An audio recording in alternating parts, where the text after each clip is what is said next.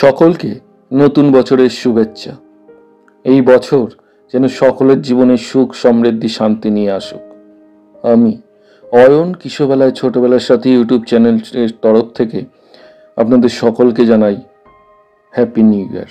আজ আমরা পরিবেশন করছি বিখ্যাত সাহিত্যিক শরদিন্দু বন্দ্যোপাধ্যায় রচিত বিখ্যাত প্রেমের কাহিনী চুয়াচন্দন।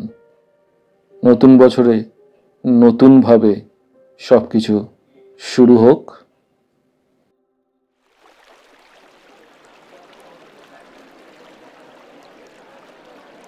একদিন গ্রীষ্মের শেষ ভাগে সূর্য মধ্যাকাশে আরোহণ করতে তখনও ৩-৪ দণ্ড বাকি আছে।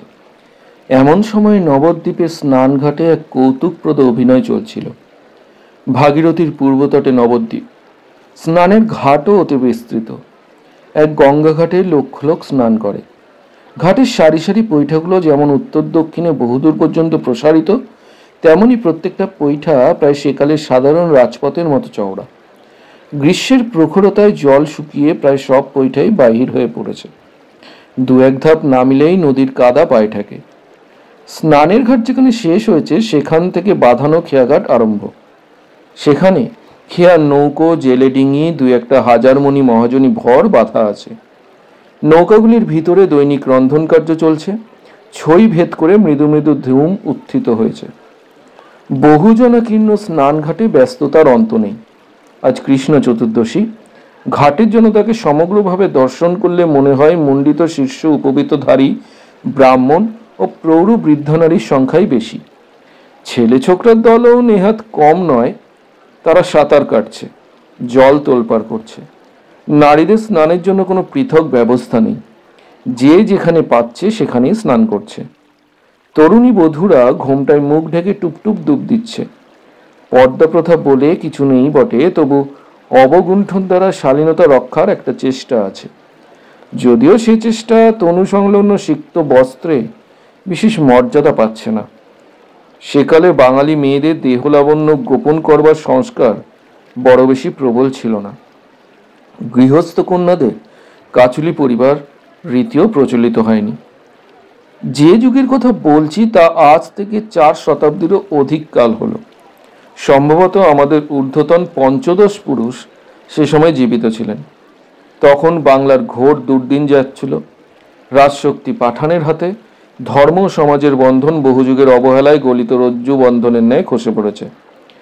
দেশও যেমন অরাজক, সমাজও তেমনই বহুরাজক। কেউই কাহারও শাসন মানে না।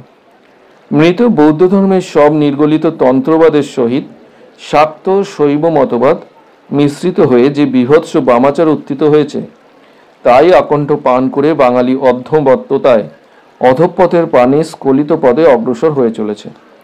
সহজিয়া সাধনার নামে যে উচ্ছৃঙ্খল অনাচার চলছে, তার কোনো নিষেধ নেই। কে কাকে নিষেধ করবে? যারা শক্তিমান তারাই উচ্ছৃঙ্খলতায় অগ্রবর্তী। মাতৃকা সাধন পঞ্চমকার উদ্দাম নিত্রে আসর দখল করে আছে। প্রকৃত মনুষ্যত্বের চর্চা দেশ থেকে যেন উঠে গেছে। তখনও স্মার্ত রঘুনন্দন আচারকে ধর্মের নিগূঢ় বন্ধনে বেঁধে সমাজের শোধন সংস্কার আরম্ভ করেননি। কানভট্ট রঘুনাথ মিথিলা জয় করে ফিরিয়েছেন বটে, কিন্তু নবদ্বীপে সরস্বতীর পীঠ দৃঢ়ভাবে প্রতিষ্ঠিত হয়নি। নদের নিমাই তখনও ব্যাকরণের টুলে ছাত্র পড়াচ্ছেন ও নানা প্রকার ছেলে মানুষই করছেন। তখনও সেই হরিচরণ শ্রুত প্রেমের বন্যা আসে নাই। বাঙালির ক্লেদ কলুষিত চিত্তের বহু শতাব্দী সঞ্চিত মলামাটি সেই পুত প্রবাহে ধুয়েও যায়নি। ১৪২৬ শতাব্দীর প্রারম্ভে এক কৃষ্ণ চতুর্দশীর পূর্বাহ্নে বাংলার কেন্দ্র নবদ্বীপের ঘাটে কি হয়েছিল তাই নিয়ে এই গল্পের শুরু। ঘাটে যে সকলেই স্নান করিতেছে তা নয়। এক পাশে সারি সারি নাপিত বসে গেছে। বহু ভট্টাচার্য গোসাই গলা বাড়িয়ে খড়ি হচ্ছেন। বুরুজের গোলাকৃতি চাতালে একদল উলঙ্গপ্রায় পণ্ডিত দেহে সবেগে তেল মাখতে মাখতে ততোধিক বেগে তর্ক করছেন। বাসুদেব সার্বভৌম মিথিলা থেকে সর্ববিদ্যার পারঙ্গম হয়ে ফিরে আসবার পর থেকে নবদ্বীপে বিদ্যাচর্চার সূত্রপাত হয়েছিল, কিন্তু বিদ্যা তখনও হৃদয়ে আসন স্থাপন করেনি। তাই বাঙালি পণ্ডিতের মুখের দাপট কিছু বেশি ছিল। শাস্ত্রীয় তর্ক অনেক সময় আছড়া কামড়িতে পরিসমাপ্তি লাভ করত। তেল মসৃণ পণ্ডিতদের তর্কও ন্যায়শাস্ত্রের সীমানা ছাড়িয়ে অরাজকতার দেশে প্রবেশ করবার উপক্রম করেছিল। একজন অতি গৌরকান্তি যুবা, বয়স 20 বছরের বেশি নয়, তর্ক বাজিয়ে দিয়ে পাশে দাঁড়িয়ে তাদের বিতণ্ডা শুনছিল ও মাঝে মধ্যে হেসে ফেলছিল। তার ঈষদরুণ আয়ত চোখ হতে যেন তীক্ষ্ণ বুদ্ধি, পাণ্ডিত্যের অভিমান ও কৌতুক একসঙ্গে ঝরে পড়ছিল। জলের কিনারায় বসে কেউ কেউ গায়ে ঝামা ঘষেছিল, নারীরা বস্ত্রাবরণের মধ্যে খারো তৈল দিয়ে গা মার্জনা করেছিল। কয়েকজন বর্ষিয়ান ব্রাহ্মণ আবক্ষ জলে নেমে পূর্ব মুখ থেকে আহ্নিক করেছিলেন। এই সময় দক্ষিণ দিকে গঙ্গার বাঁকের উপর দুখানি বড় সামুদ্রিক নৌকা পালের ভরে উজান ঠেলে ধীরে ধীরে নবদ্বীপের ঘাটের দিকে এগিয়ে আসছিল। অধিকাংশ স্নানার্থীর দৃষ্টি সেই দিকেই আটকে ছিল। সমুদ্রযাত্রী বাণিজ্য তরীদের দেশে ফিরবার সময় উপস্থিত হয়েছে। প্রতি সপ্তাহেই 2-1টি করে আসছিল। ক্রমে নৌকা দুটি খেয়ারঘাটে গিয়ে ভিড়িল। মধুকর ডিঙার ছাদের উপর একজন যুবা দাঁড়িয়ে পরম আগ্রহের সঙ্গে ঘাটের দৃশ্য দেখতেছিল। পাল নামাবার সঙ্গে সঙ্গে সেও তীরে অবতরণ করে ছাদ থেকে নেমে গেল। বড় নৌকা ঘাটের নিকট দিয়ে যাওয়ার ফলে জল ঢেউ উঠে ঘাটে আঘাত করিতে আরম্ভ করছিল। অনেক ছেলে ছোকরা কোমরে গামছা বেঁধে ঢেউ খাইবার জন্য জলে নেমে গেছিল। ঢেউয়ের মধ্যে বহু সন্তরণকারী বালকের হস্তপদ সঞ্চালনে ঘাট আলোড়িত হয়ে উঠেছিল। হঠাৎ তীর হইতে একটা গেল গেল গেল রব উঠিল। যে গৌরকান্তি যুবাটি এতক্ষণ দাঁড়িয়ে তর্করত পণ্ডিতদের রঙ্গ দেখেছিল, সে 2 লাফে জলের কিনারায় এসে জিজ্ঞাসা করল, কি হয়েছে? কয়েকজন সমস্বরে উত্তর দিল, কানা গোসাই এতক্ষণ জলে দাঁড়িয়ে দাঁড়িয়ে আহ্নিক করতেছিলেন, হঠাৎ তাকে আর দেখা যাইতেছে না। ভাবে বলা মানুষ হয়তো নৌকার ঢেউ লেগে তলিয়ে গেছেন। যুবা কোমরে গামছা বাঁধতে বাঁধতে শুনছিল। আদেশের স্বরে বলল, তোমরা কেউ জলে নেমো না, তাহলে গন্ডগোল হবে, আমি দেখছি। বলে সে জলে ঝাঁপিয়ে পড়ল। গ্রীষ্মকালে ঘাটে স্নান করা ভাবে ভোলা মানুষদের পক্ষে সর্বদা নিরাপদ নয়, কারণ জলের মধ্যে 2 ধাপ সিঁড়ি নেমেই শেষ হয়েছে, তারপর কাদা। এখানে বুক পর্যন্ত জলে বেশ যাওয়া যায়, কিন্তু আর 1 পা অগ্রসর হলেই একেবারে ডুব জল। যুবক জলে ঝাঁপ দিয়ে কয়েক হাত সাঁতার কেটে গেল, তারপর অথই জলে গিয়ে ডুব দিল। কিছুক্ষণ তার আর কোনো চিহ্ন নাই। ঘাটের ধারে কাতার দিয়ে লোক দাঁড়িয়ে দেখছে। সকলের মুখেই উদ্বেগ ও আশঙ্কার ছায়া। কয়েকজন প্রৌঢ়া স্ত্রীলোক ক্রন্দন করুণ সুরে হা হতাশ করিতে করিতে আর কাঁদতে লাগলো। 50 গুণিতে যতক্ষণ সময় লাগে ততক্ষণ পরে যুবকের মাথা জলের উপর জেগে উঠল। সকলে হর্ষধ্বনি করিয়ে উঠল,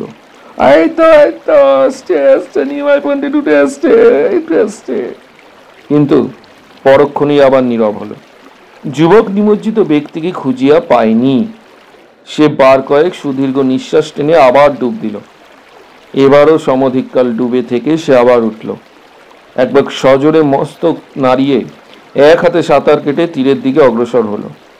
সকলে সচিৎকারে প্রশ্ন করিল, পেয়েছ পেয়েছে পেয়েছ? যুবক হাঁপাইতে হাঁপাইতে বলল, বলতে পারি না, তবে 1 মুঠো টিকি পেয়েছি। যুবক যখন তীরে এসে উঠে দাঁড়ালো, তখন সকলে বিস্মিত হয়ে দেখল তাহার বামের মুষ্টিতে একগুচ্ছ পরিপুষ্ট শিখা দৃঢ়ভাবে ধরা আছে এবং নিমজ্জিত পণ্ডিতের দেহ সমেত মুন্ড উক্ত শিখার সহিত সংলগ্ন হয়ে আছে। কিছুক্ষণ শুশ্রূষার পর পণ্ডিতের চৈতন্য হইল। তিনি কিছু জলপান করেছিলেন, তাহা উৎক্ষিপ্ত হবার পর চক্ষু মেলিয়া চাইলেন। যুবক সহাস্য কণ্ঠে জিজ্ঞাসা করিল, শিরোমণি মশাই, বলুন দেখি, বেঁচে আছেন না মরে গেছেন? আপনার নব্য ন্যায়শাস্ত্র কি বলে? শিরোমণি এক চোখ দ্বারা কিছুক্ষণ ফ্যালফ্যাল করে চেয়ে থেকে ক্ষীণ কণ্ঠে বলল, নিপাতনে সিদ্ধ ডুবে গিয়েছিলাম না, তুমি বাঁচালে।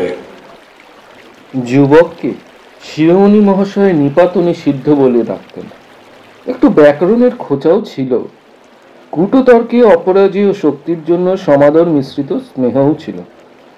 নিপাতনে সিদ্ধ হাসিয়া বলিল, বাঁচাতে পেরেছে কিনা সেই কথাই তো জিজ্ঞাসা করছি। যদি বেঁচে থাকেন ন্যায়ের প্রমাণ দিন। কানভট্ট ধীরে ধীরে উঠিয়া বসলেন। এইমাত্র মৃত্যুর মুখ থেকে তিনি ফিরে এসেছেন। শরীরে বল নেই, কিন্তু তাহার এক চোখে প্রাণময় হাসি ফুটে উঠল। তিনি বললেন, প্রমাণ নিষ্প্রয়োজন। আমি বেঁচে আছি এ কথা স্বয়ং সিদ্ধ। আমি বেঁচে নেই এ কথা যে বলে সে তৎক্ষণাৎ প্রমাণ করে দেয় যে সে বেঁচে আছে। বাজিকর যত কৌশলী হোক, নিজে স্কন্ধে আরোহণ করতে অক্ষম। মানুষ তেমনি নিজেকে অস্বীকার করতে পারে না। নৈয়ায়িকের কথায় সকলে হেসে উঠল। নিপাতনে সিদ্ধ বলল, যাক, তাহলে নিশ্চিন্ত হওয়া গেল। এখন উঠতে পারবেন কি? শিরোমণি তার হাত ধরে দাঁড়ালেন, বললেন, হঠাৎ হাতে পায়ে কেমন খিল ধরে গিয়েছিল। নিপাতন, তুমি জল থেকে টেনে তুলেছ না? আপনাকে টেনে তুলেছে আপনার প্রচন্ড পাণ্ডিত্যের বিজয় নিশান। সে কি? আপনার নধর শিখাটি আপনার প্রাণদাতা। ওটি না থাকলে কিছুতেই টেনে তুলতে পারতাম না। জ্যাঠা ছেলে। আপনার পৈতে ছুঁয়ে বলছি, সত্যি কথা। কিন্তু সে যা হোক, একলা বাড়ি ফিরতে পারবেন তো? পারবো, এখন বেশ সুস্থ বোধ করছি। তারপর তার হাত ধরে বললেন, বিশ্বম্বর, এতদিন জানতাম তুমি নিপাতনেই সিদ্ধ, কিন্তু এখন দেখছি প্রাণদানেও তুমি কম পটু নও। আশীর্বাদ করি, এমনি ভাবে মজ্জমানকে উদ্ধার করেই যেন তোমার জীবন সার্থক হয়। নিপাতন হেসে বলল, কি সর্বনাশ, কি সর্বনাশ শিরোমণি মশাই, ও আশীর্বাদ করবেন না, তাহলে আমার ব্যাকরণ টোলের কি দশা হবে? ওদিকে নৌকার মালিক যুবকটি এসব ব্যাপার কিছুই জানতে পারেনি। সে নগর ভ্রমণের উপযুক্ত সাজসজ্জ করে ঘাটে নামল। স্নান ঘাটের দিকে দৃষ্টি পড়তেই সে থমকে দাঁড়িয়ে পড়ল। দেখল এক অতি গৌরকান্তিক সুপুরুষ যুবা একজন মধ্যবয়স্ক একচক্ষু ব্যক্তির সঙ্গে দাঁড়িয়ে কথা বলছে। এই গৌরাঙ্গ যুবকের অপূর্ব দেহ সৌষ্ঠব দেখে সে মুগ্ধ হয়ে গেল। সে পৃথিবীর অনেক দেশ দেখেছে, সিংহল, কোচিন, সুমাত্রা, জবদ্বীপ, কোথাও যাইতে তাহার বাকি নাই। কিন্তু এমন অপরূপ তেজদীপ্ত পুরুষমূর্তি আর কখনো দেখেনি। একজন জেলে মাঝি নিজের ক্ষুদ্র ডিঙিতে বসে জাল বুনছিল। যুবক তাকে জিজ্ঞাসা করল, বাপু, ওই লোকটিকে জানো? জেলে একবার চোখ তুলে বলল, উনি উনি নিমাই পণ্ডিত। যুবক ভাবল, পণ্ডিত? এত অল্প বয়সে পণ্ডিত? যুবকের নিজের পাণ্ডিত্যের সঙ্গে কোনো সুবাদ ছিল না। সে বেনের ছেলে, বুদ্ধির বলেই সাতসাগর চষে সোনা দানা আহরণ করে নিয়ে এনেছে। সে আরেকবার নিমাই পণ্ডিতের অনিন্দ দেহকান্তির প্রতি দৃষ্টিপাত করে বইচিতে নগর পরিদর্শনে বের হলো। বেনের ছেলের নাম চন্দন দাস। বেশ সুশ্রী, চোখে লাগা চেহারা, বয়স 21-22, বুদ্ধিমান, বাকপটু, বিনয়ী। বেনের ছেলের যত প্রকার গুণ থাকা দরকার সবই আছে। বরং দেশ বিদেশে ঘুরে নানা জাতীয় লোকের সঙ্গে মিশে আরও তা পরিমার্জিত হয়েছে। বেশভূষাও ধরবাসী বাঙালি হইতেই পৃথক। পায়ে সিংহলি চটি, পরিধানে চাপা রঙের রেশমি ধুতি মালসাট করে পরা, কাঁধে উত্তরীয়, দুই কানে হীরার লবঙ্গ, মাথার কোকড়া চুল কাঁধ পর্যন্ত পড়েছে, মাঝখানে সিঁথি, গলায় সোনার হার বণিক পুত্রের জাতি পরিচয় দিচ্ছে। চন্দন দাস অগ্রদ্বীপের প্রসিদ্ধ সওদাগর রূপচাঁদ সাধুর পুত্র। রূপচাঁদ সাধুর বয়স হয়েছে, তাই এবার নিজে না গিয়ে উপযুক্ত পুত্রকে বাণিজ্যে পাঠিয়েছিলেন। 1 বছর 9 মাস পরে ছেলে বিলক্ষণ 2 পয়সা লাভ করে দেশে ফিরেছে। বহুদিন একাধিক জায়গায় নৌকো চালিয়ে মাঝি মাল্লারা ক্লান্ত, তাই একদিনের জন্য চন্দন দাস নবদ্বীপে নৌকো বাঁধিয়েছে। কাল সকালেই আবার গৃহের অভিমুখে যাত্রা করবে। চন্দন দাস আনন্দ মনে গঙ্গাঘাটের পথ ধরে নগর দর্শনে চলল। সে সময় নবদ্বীপের সমৃদ্ধির বিশেষ খ্যাতি ছিল। পথে পথে নাটশালা, পাঠশালা, চূর্ণ বিলেপিত দেউল, প্রতি গৃহের চূড়ায় বিচিত্র ধাতু কলস, প্রতি দ্বারে কারুখচিত কপাট, বাজারের এক বিপণীতে লক্ষ টঙ্কার সওদা কেনা যায়। পথগুলি সংকীর্ণ, কিন্তু তাতে নগরশ্রী আরো ঘনীভূত হয়েছে। রাজপথে লোকের ব্যস্ত যাতায়াত নগরকে সজীব ও প্রাণবন্ত করে তুলেছে। অনায়াস মন্থর পদে চন্দনদাস চারদিকে চাইতে চাইতে চলছিল। কিছু দূর যাবার পর একটি জিনিস দেখে হঠাৎ তার 22 বছরের মুন্ডু ঘুরে গেল। সে পথের মাঝখানেই মন্ত্রমুগ্ধবত হয়ে দাঁড়িয়ে পড়ল। বেচারা চন্দনদাস 7 সাগর পাড়ি দিয়েছে, কিন্তু সে বিদ্যাপতির কাব্য পড়েনি। মেঘমাল সঙ্গে তরিত লতা জনু হৃদয় সেল গেল, এরূপ ব্যাপার যে সম্ভবপর তাহা সে জানত না। বিদ্যাপতি জানা থাকলে হয়তো ভাবতে পারত, অপরূপ পেখুলু রামা কনক লতা অব লঘনে উহল হরিণহীন হিমধামা। কিন্তু চন্দনদাস কাব্যরস বঞ্চিত বেনের ছেলে আত্মবিস্মৃত ভাবে হা করে তাকিয়ে রইল। সকালে সে কার মুখ দেখে উঠেছিল কে জানে, কিন্তু আজ তার সুন্দর মুখ দেখবার পালা। যাকে দেখে চন্দনদাসের মুন্ডু ঘুরে গেছিল সে মেয়েটি একজন বয়স্কা সহচরীর সঙ্গে ঘাটে স্নান করতে যাচ্ছিল। পূর্ণ যৌবনা ষোড়শী, তার রূপের বর্ণনা করতে গিয়ে হতাশ হতে হয়। বৈষ্ণব রস সাহিত্য নিংড়িয়ে এই রূপের একটা কাঠামো খাড়া করা যেতে পারে। হয়তো এমনই কোনো গো রচনা গৌরী নবীনার নব বিকশিত রূপ দেখে প্রেমিক বৈষ্ণব কবি তার রায় কমলিনীকে পড়িয়েছিলেন, কে বলিতে পারে। মেয়েটির প্রতি পদক্ষেপে দর্শকের ঋত কমল দুলে দুলে ওঠে, ঋত কমলের উপর পা ফেলেছে চলেছে। তার মদির নয়নের অপাত দৃষ্টিতে মনের মধ্যে মধুর মাদকতা উন্মোচিত হয়ে ওঠে। কিন্তু এত রূপ সত্ত্বেও মেয়েটির মুখখানি ম্লান, যেন তার উপর কালো মেঘের ছায়া পড়েছে। চোখ দুটি অবনত করে ধীর পদে সে চলছে। তৈলসিক্ত চুলগুলি পিঠের উপর ছড়ানো, পরনে 8 পৌরে রাঙাপাড় শাড়ি, দেহে একখানিও গয়না নাই, এমনকি নাকে বেসর, কানের দুল পর্যন্ত নাই, কেবল 2 হাতে 2 গাছি শঙ্খ। মেয়েটির সঙ্গে যে সহচরী রহিয়েছে তাহাকে সহচরী না বলে প্রতিহারী বললেই ভালো হয়। সে যেন চারিদিক থেকে তাকে আগলিয়ে চলছে। তাকে দেখলেই বোঝা যায় বিগত যৌবন ভ্রষ্টা স্ত্রীলোক। আটোসাটো দোহারা গঠন, গোলাকৃতি মুখ, কলহ প্রিয় বড় বড় দুটো চোখ যেন সর্বদাই ঘুরছে। চন্দনদাস হা করে পথের মধ্যস্থলে দাঁড়িয়ে রইল। মেয়েটি তার পাশ দিয়ে চলে গেল। পাশ দিয়ে যাবার সময় একবার চকিতের ন্যায় চোখ তুলল, আবার তৎক্ষণাৎ মাথা হেট করল। সঙ্গিনী স্ত্রীলোকটা কটমট করে চন্দনদাসের পানে তাকালো। তার আত্মবিস্মৃত বিহ্বলতার জন্য যেন কিছু বলিবে মনে হচ্ছিল, কিন্তু চন্দনদাসের বিদেশির মতো সাজসজ্জা দেখে কিছু না বলে সমস্ত দেহের একটা শৈরিনী সুলভ ভঙ্গি করে চলে গেল। চন্দনদাসও অমনি ফিরিল। তার নগর ভ্রমণের কথা আর মনে ছিল না। সে একদৃষ্টে মেয়েটির দিকে তাকিয়ে রইল। মেয়েটিও কয়েক পা গিয়ে একবার ঘাড় বাঁকিয়ে পিছু ফিরে তাকে দিকে চাইল। গেলি কামিনী গজহ গামিনী বিহস পালটি নিহারি। চন্দন দাসের যেটুকু সর্বনাশ হতে বাকি ছিল তাও এবার হয়ে গেল। সেও গঙ্গাঘাটের দিকে ফিরল। অগ্রবর্তিনী স্নানার্থিনীদের দৃষ্টি বহির্ভূত হইতে না দিয়ে তাদের পিছু পিছু চলল।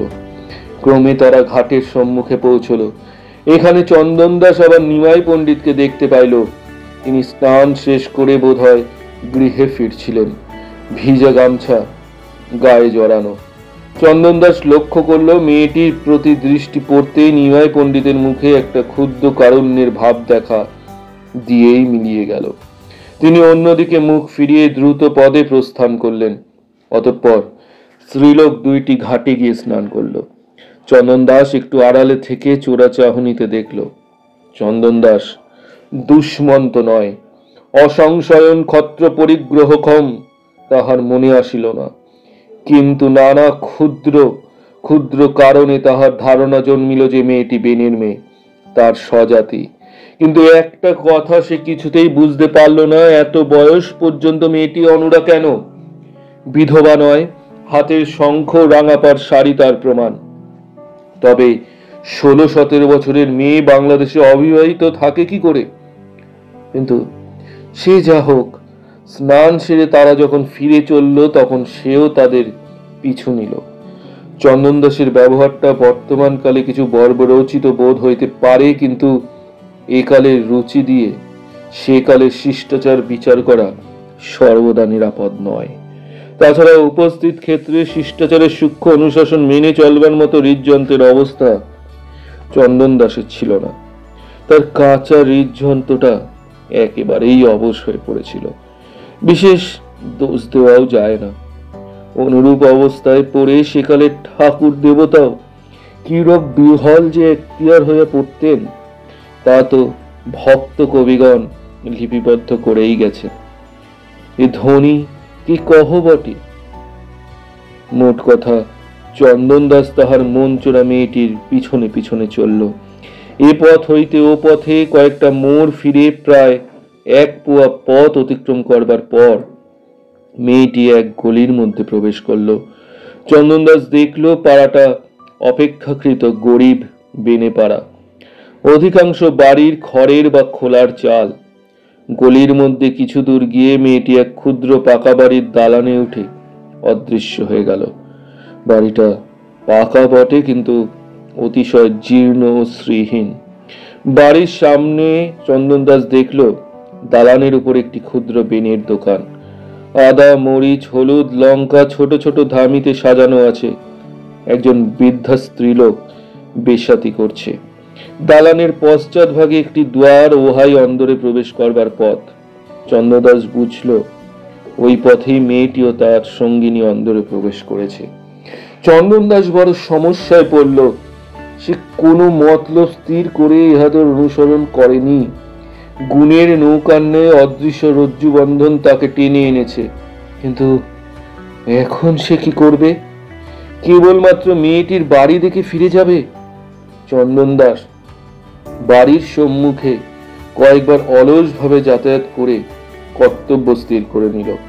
তার হঠাৎ মনে পড়ে গেল তাহার মা তাকে নবদ্বীপ থেকে ভালো চুয়া কিনিয়ে আনতে বলেছিলেন। সে কথা সে ভোলে নাই।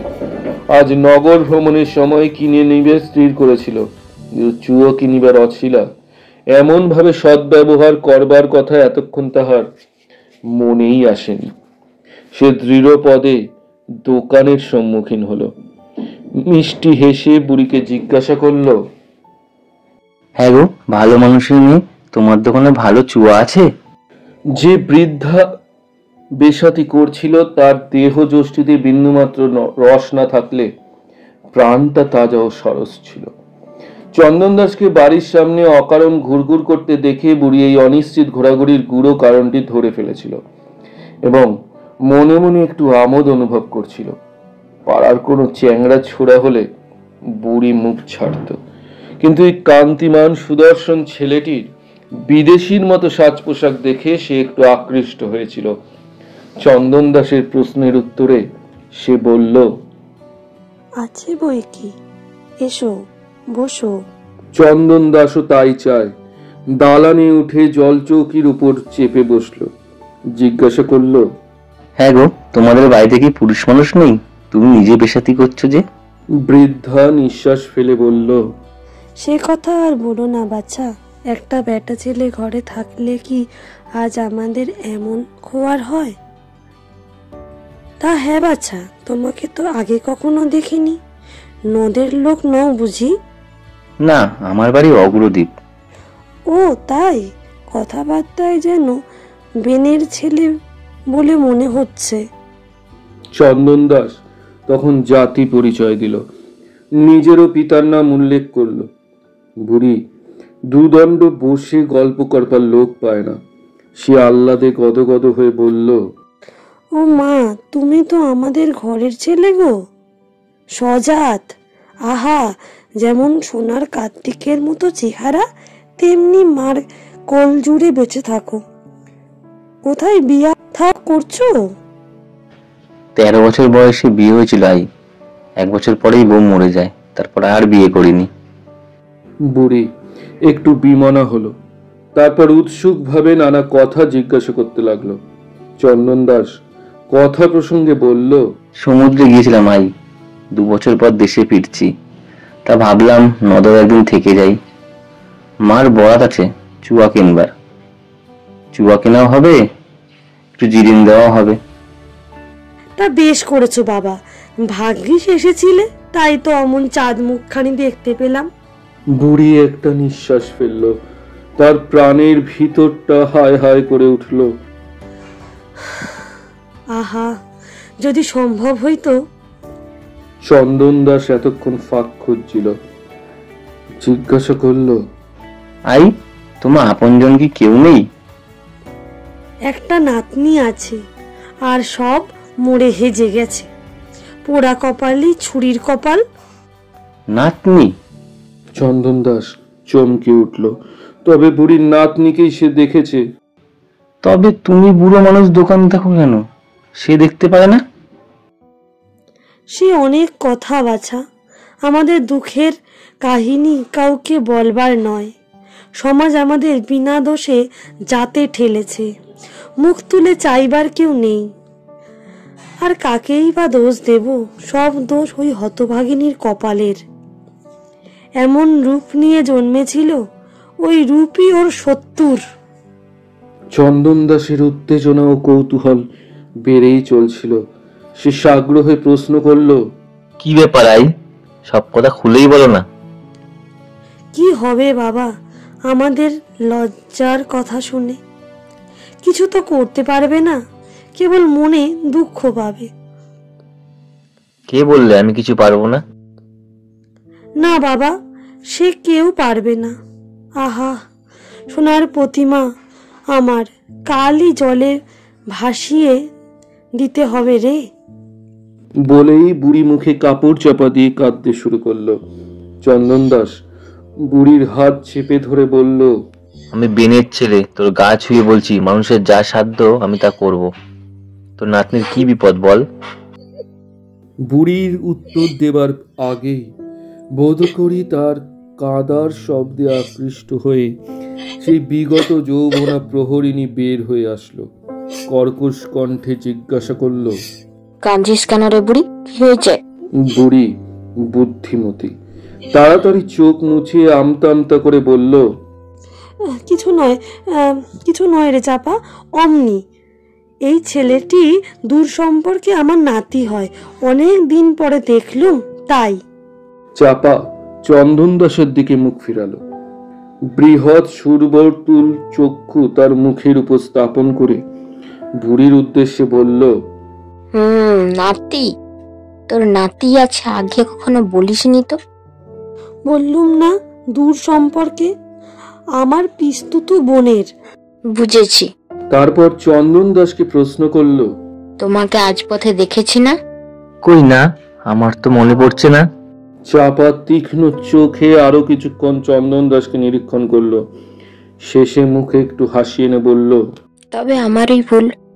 বুড়ি, তুই তাহলে তোর নাতির সঙ্গে কথা কো, আমি একটু পাড়া বেরিয়ে আসি। তোর নাতি আজ এখানে থাকবে তো? দেখিস ছেড়ে দিসনি যেন, এমন রসের নাতি কালে ভদ্রে পাওয়া যায়। এটি কে? ও মাগি, জমের দুধ। বাবা, এমন ভয় হয়েছিল, এক্ষুনি টুটি টিপে ধরতো। তুই যা দাদা, আর এখানে থাকিস নি। ওরে, তুই আমাদের কি ভালো করবি? ভগবান আমাদের ভুলে গেছেন, তুই এখান থেকে পালা। শেষে কি মায়ের নিধি বেঘরে প্রাণ দিবি? সে কি ঠান্ডি, নাতিকে এমনি করে তাড়াতে হয়? একটা পান পর্যন্ত দিতে নেই। তাছাড়া চুয়া কিনতে এসেছি, চুয়া না দিয়ে তাড়িয়ে দিচ্ছিস? তুই কেমন বেনের মেয়ে? বুড়ি এবার হেসে ফেলল। এই ছেলেটির মুখের কথা যতই সে শুনছিল ততই তার মন ভিজে যাচ্ছিল। তার প্রাণের একান্তে বিদলিত মুহ্যমান আশা একটু মাথা তুলল। তবে কি এই শেষ সময়ে ভগবান মুখ তুলে চাইলেন? বুড়ি মনে মনে ভাবিল, যা হয় তা হয়, একবার শেষ চেষ্টা করিয়া দেখিব।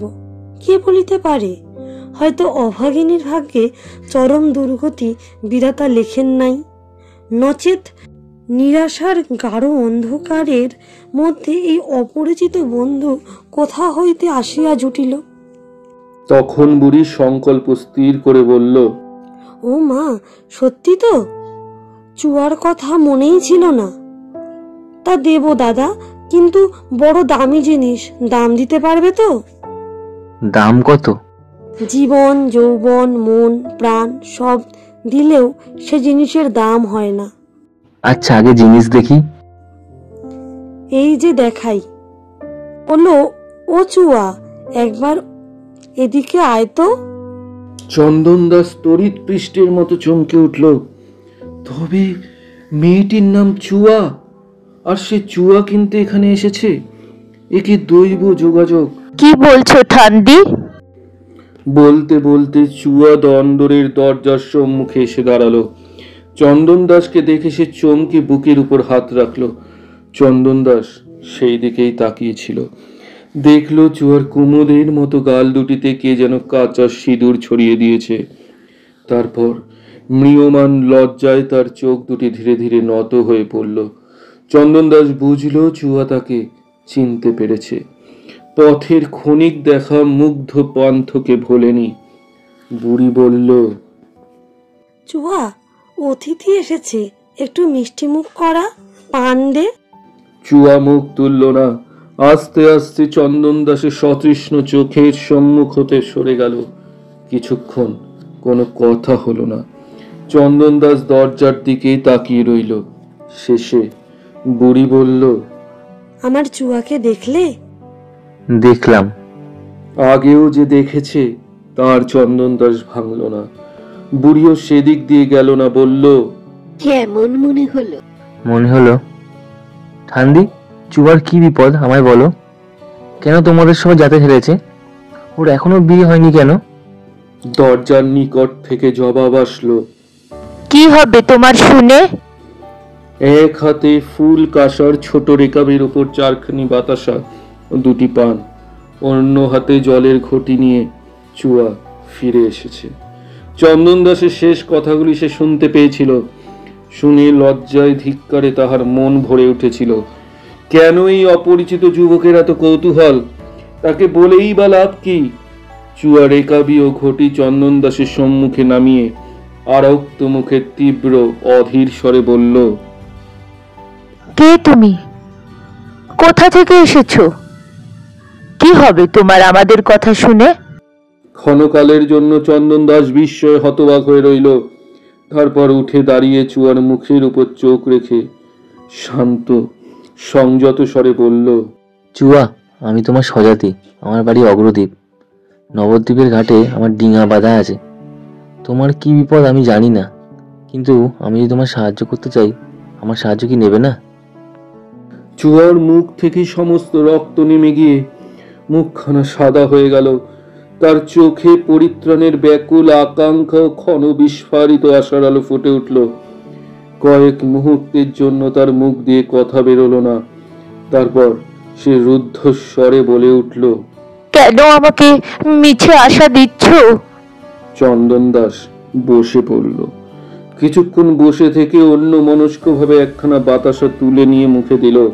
তারপর আল গোছে ঘটির জল গলায় ঢেলে জল পান করলো। শেষে পান দুটি মুখে পুরে বুড়ির দিকে তাকিয়ে মৃদু হাসে বলল, ঠান্ডি, এবার তোমার গল্প বলো।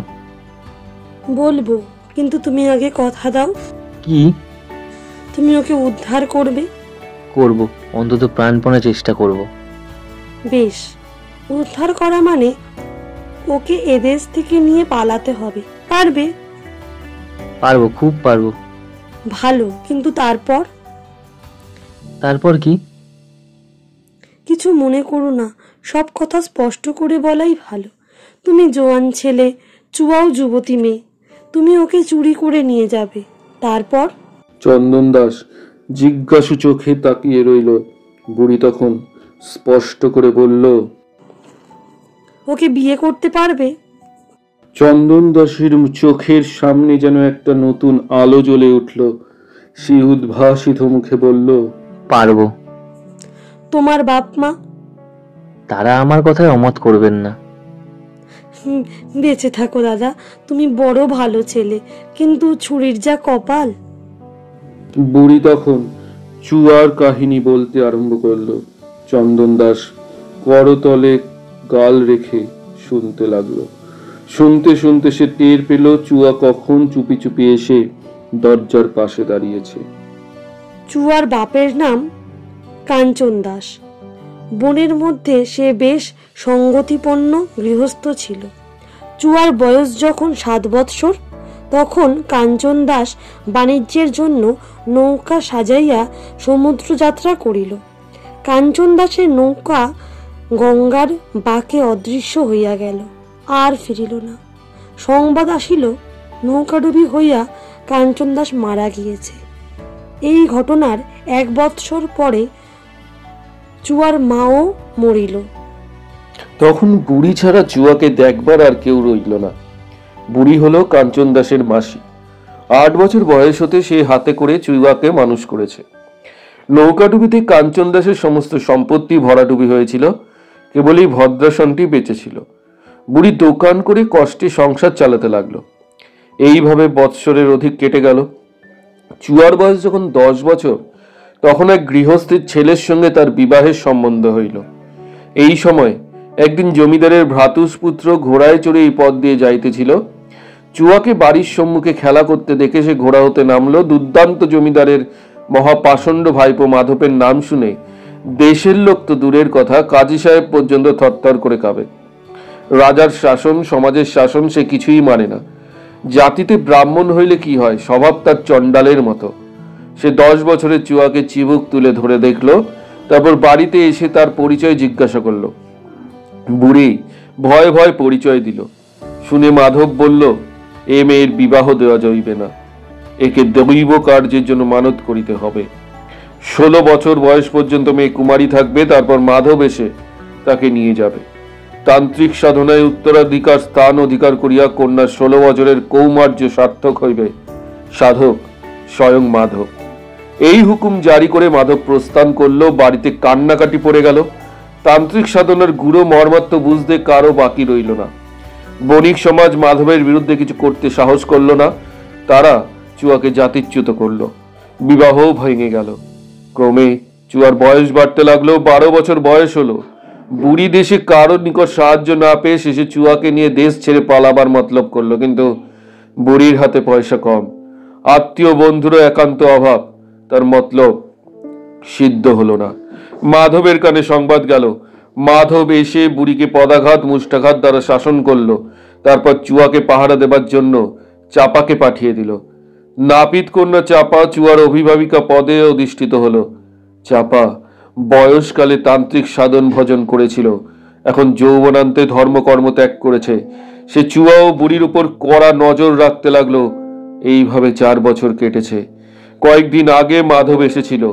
সে চুয়াকে দেখে গেছে এবং বলে গেছে যে আগামী অমাবস্যার রাত্রিতেই চুয়াকে দৈব কার্যে উৎসর্গ করতে হবে। সেজন্য সে যেন প্রস্তুত থাকে। অনুষ্ঠানে যাতে কোনো ত্রুটি না হয়, এই জন্য মাধব নিজেই সমস্ত বিধান দিয়ে গিয়েছে। অমাবস্যার সন্ধ্যার সময় চুয়া গঙ্গার ঘাটে গিয়ে স্নান করবে। স্নানান্তে রক্ত বস্ত্র, জবা মাল্য, রক্তচন্দনের ফোঁটা পরে ঘাট থেকে একেবারে সাধনস্থলে অর্থাৎ মাধবের উদ্যান বাটিকায় উপস্থিত হবে। সঙ্গে ঢাক ঢোল ইত্যাদি বাজতে বাজতে যাবে। মাধব এইরূপ শাস্ত্রীয় ব্যবস্থা দিয়ে চলিয়া যাইবার পর 5 দিন কেটে গেছে। আজ কৃষ্ণ চতুর্দশী, কাল অমাবস্যা। বুড়ি এরপর কাঁদতে কাঁদতে বলল, দাদা সব কথা তো বললুম, এখন দেখো যদি মেয়েটাকে উদ্ধার করতে পারো, তুমি ছাড়া ওর আর গতি নেই। চন্দন দাসের গল্প শুনতে শুনতে বুকের ভিতরটা জ্বালা করছিল। ওই দানব প্রকৃতি লোকটার বিরুদ্ধে ক্রোধ ও আক্রোশ অগ্নিশিখার মতো তার দেহকে দাহ করছিল। সে দাঁতে দাঁত চেপে বলে উঠল, আমি যদি চুয়াকে বিয়ে করে কলামের নৌকায় তুলে দেশে নিয়ে যাই, কে কি করতে পারে? দরজার আড়ালে চুয়ার বুক দুরু দুরু করে উঠল, কিন্তু বুড়ি মাথা নেড়ে ক্ষুব্ধ স্বরে বলল, তা হয় না দাদা, চাপা রাক্ষসী আছে, সে কখনোই হতে দেবে না। চাপাকে সোনায় মুড়ে দেবো, তাতে রাজি না হলে মুখে কাপড় বেঁধে ঘরে বন্ধ করে রাখবো। বুড়ি কাঁপতে লাগলো। এতখানি দুঃসাহস তার পক্ষে কল্পনা করাও দুষ্কর, কিন্তু বুড়ির প্রাণে আশা জেগেছিল। আশা একবার জাগলে সহজে মরতে চায় না। তবু বুড়ি কাঁপতে কাঁপতে বলল, সে যেন হলো, কিন্তু বিয়ে হবে কি করে? বিয়ে দেবে কে? কেন, নদে কি পুরুত নেই? তুমি মাধবকে জানো না, তার ভয়ে কোনো বামুন রাজি হবে না। এখানকার ব্রাহ্মণরা এত ভীরু? কার ঘাড়ে কটা মাথা আছে দাদা, যে জমিদারের ভাইপোর শত্রুতা করবে? তবে শুনেছি জগন্নাথ ঠাকুরের ছেলে নিমাই পণ্ডিত বড় ডাকাবুকো ছেলে, কাউকে ভয় করেন না। বয়স কম কিনা, কিন্তু তিনি কি রাজি হবেন? ভালো মনে করিয়ে দিয়েছে ঠান্ডি, নিমাই পণ্ডিত উপযুক্ত লোক। তাকে আমি আজ গঙ্গাঘাটে দেখেছি, ঠিক দেবতার মতো চেহারা। তিনি নিশ্চয়ই রাজি হবেন। ঠান্ডি, আমি এখন তার খোঁজে চললাম, ওবেলা সব ঠিক করে আবার আসবো তখন। কিন্তু তিনি যদি রাজি না হন? যদি রাজি না হন, তিনি রাজি হন বা না হন, রাত্রিতে কোনো এক সময় আমি আবার আসবো। নাই বা হলো বিয়ে, আজ রাত থেকেই চুয়াকে চুরি করে নিয়ে যাব, তারপর দেশে গিয়ে বিয়ে করব, কি বলো? বুড়ির মুখে আশঙ্কার ছায়া পড়ল। চন্দন দাসের যে কোনো দুরভিসন্ধি নেই তা সে অন্তরে বুঝছিল, কিন্তু তবু চন্দন দাস একেবারে অপরিচিত। সেও যে একজন ধূর্ত প্রবঞ্চক নয়, তা বুড়ি কি করে জানবে? বারবার দাগা পেয়ে বুড়ির মন বড় সন্দিগ্ধ হয়ে উঠেছিল। সে ইতস্তত করতে লাগলো। এই সময় চুয়া দরজার আড়াল থেকে বের হয়ে আসলো। সংশয় সংকোচ করবার তার আর সময় ছিল না। একদিকে অবশ্যম্ভাবী সর্বনাশ, অন্যদিকে সম্ভাবনা। চুয়া সজল চক্ষু চন্দন দাসের মুখের উপর রেখে কম্পিত কণ্ঠে বলল, তুমি আজ রাত্রিরে এসো। নিমাই পণ্ডিত যদি রাজি না হন, তবু তোমার ধর্মের উপর বিশ্বাস করে আমি তোমার সঙ্গে যাব। চন্দন দাসের বুক নেচে উঠল। সে আনন্দের উচ্ছ্বাসে কি বলতে যাচ্ছিল, এমন সময় বাধা পড়ল। গলির মধ্যে দ্রুত অশ্বক্ষুরধ্বনি শোনা গেল। চুয়া একটা আর্ত চিৎকার গলার মধ্যে রোধ করে ছুটে পালিয়ে গিয়ে ঘরের দরজা বন্ধ করে দিল। বুড়ি থরথর করে কেঁপে দুই হাঁটুর মধ্যে মুখ গুজে বসে পড়ল। পরক্ষণেই একজন অশ্বারূঢ় ব্যক্তি বাড়ির সম্মুখে এসে ঘোড়া থামালো। লোকটার গায়ে লাল রঙের কুর্তা, কোমরে তরবারি, মাথায় পাগনায় ঝাঁকড়া রুক্ষ চুল কাঁধ পর্যন্ত পড়েছে, কপালে প্রকাণ্ড একটা সিঁদুরের ফোঁটা। ফোঁটার নিচে বিশাল ভাটার মতো চোখ দুটো প্রায় অনুরূপ রক্তবর্ণ, মুখে ঘন কৃষ্ণ গোফ এবং গালে গালপাট্টা। বয়স বোধ করি 45। এই ভীষণ আকৃতি লোকটার মুখের প্রতি অবয়বে যেন জীবনব্যাপী দুষ্কৃতি ও পাপ পঙ্কিল রেখায় অঙ্কিত হয়ে আছে। এমন দুষ্কার্য নেই যা সে করেনি, এমন মহাপাতক নাই যে সে করতে পারে না। একটা ঘৃণার শিহরণ চন্দন দাসের দেহের উপর দিয়ে বয়ে গেল। সে চিনল, ইনি জমিদারের দুর্দান্ত ভ্রাতুষ্পুত্র মাধব। মাধব এক লাফে ঘোড়া থেকে নেমে ঘোড়া ছেড়ে দিয়ে দালানের উপর উঠল। সম্মুখেই চন্দন দাস। রক্ত চক্ষু দ্বারা আপাদ মস্তক তাকে নিরীক্ষণ করে স্বভাব কর্কশ ভয়ঙ্কর সুরে মাধব প্রশ্ন করল, তুই কে? চন্দন দাসের ইচ্ছা হলো মাধবের দম্ভস্ফীত পৈশাচিক মুখে একটা লাথি মারে, কিন্তু সে তা করল না। তার মাথার মধ্যে বিদ্যুতের মতো চিন্তাকার্য চলছিল। মাধবের অভাবনীয় আবির্ভাবে তার সমস্ত মতলব পণ্ড হয়ে গেছিল। সে ভাবছিল এই অবস্থায় কি করলে সব দিক রক্ষা হয়। মাধবের সঙ্গে একটা গন্ডগোল বাঁধালে লাভ হবে না, বরং বিশেষ অনিষ্টের সম্ভাবনা। উপস্থিত ক্ষেত্রে কোনো হাঙ্গামা না করে অপসৃত হওয়াই সুবিবেচনার কাজ। অথচ এই পাষণ্ডটার মুখ দেখলে ও কথা শুনলে মেজাজ ঠিক রাখা দুষ্কর। চুয়ার সর্বনাশ করবার জন্য এ নরপশু তাকে 6 বছর জিয়ে রেখেছে। ভাবলেই চন্দন দাসের চোখের দৃষ্টি পর্যন্ত রক্তাভ হয়ে উঠল। তবু সে যথাসাধ্য আত্মদমন করে মাধবের কথার উত্তর দিল, বলিল, সে খোঁজে তোমার দরকার কি? মাধব একটা অকথ্য গালি দিয়ে বলল, তুই এখানে কি চাস? চন্দন দাস আর ধৈর্য রাখতে পারল না, তার মাথায় খুন চেপে গেল। সে প্রত্যুত্তরে মাধবের নাসিকায় বজ্রসম কিল বসিয়ে দিয়ে বলল, এই চাই। এই নিরীহ দর্শন যুবকের নিকট থেকে মাধব এত বড় দুঃসাহসিক কাজ একেবারে প্রত্যাশা করেনি। সে সর্ষের ফুল দেখে মাটিতে বসে পড়ল। চন্দন দাস দেখলো আর বিলম্ব করা সমীচীন নয়। সে নিরস্ত্র, মাধবের কোমরে তরবারি রয়েছে।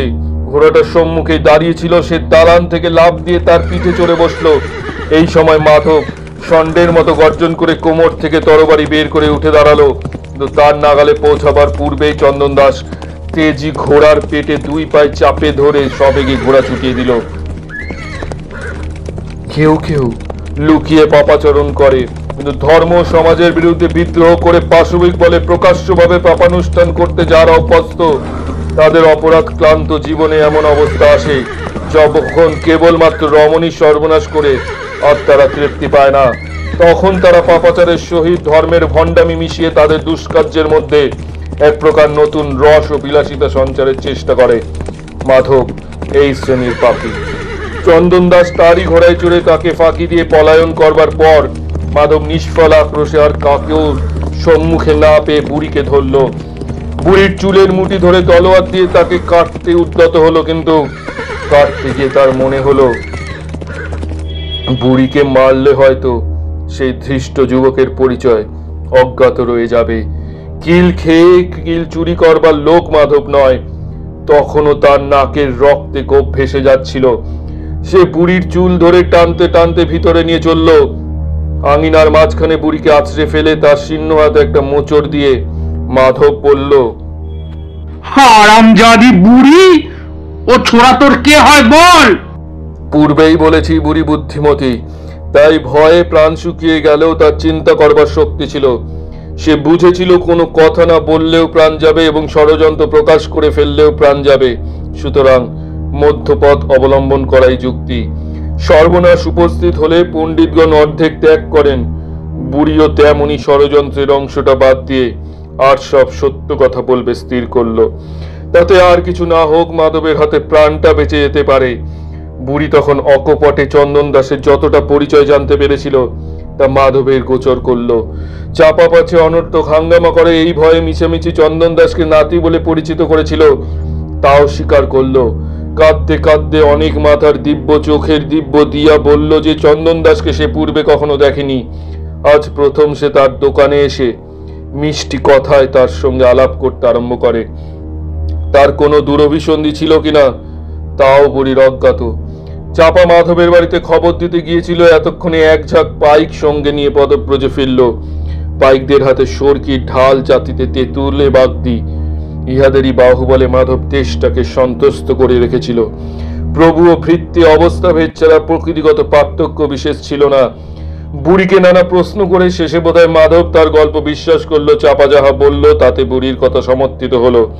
তাছাড়া মাধবের রক্তচক্ষুর সম্মুখে বুড়ি মিথ্যা কথা বলিবে ইহাও দাম্ভিক মাধব বিশ্বাস করতে পারে না।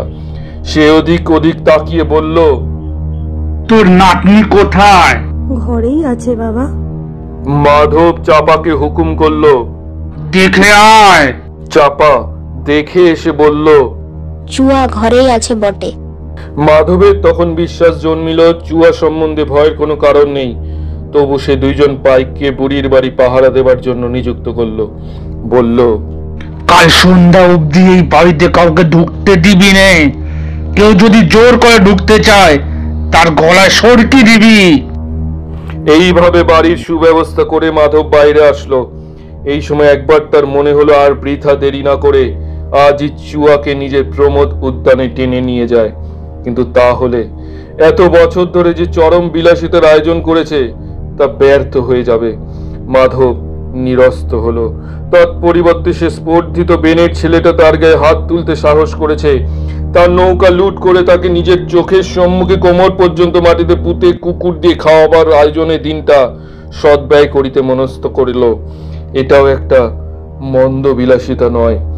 বাইরে এসে মাধব তার সর্দার পাইককে বলল, তুই 10 জন পাইক নিয়ে বাংলাঘাটে যা বদন, সেখানে চন্দন দাস বেনের নৌকা আটক কর, আমি যাচ্ছি।